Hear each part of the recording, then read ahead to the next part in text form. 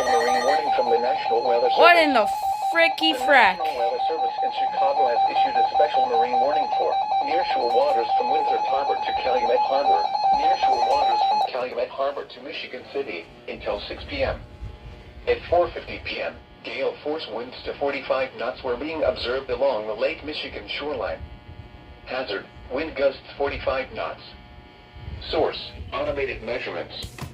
A 46 carats wind gust was recently measured at the Chicago Crib. That's something I never heard before. Small craft could be damaged in briefly higher winds and suddenly higher waves.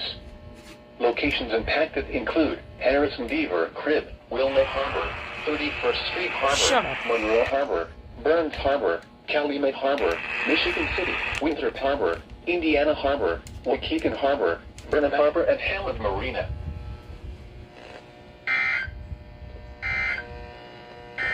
Screw you lot.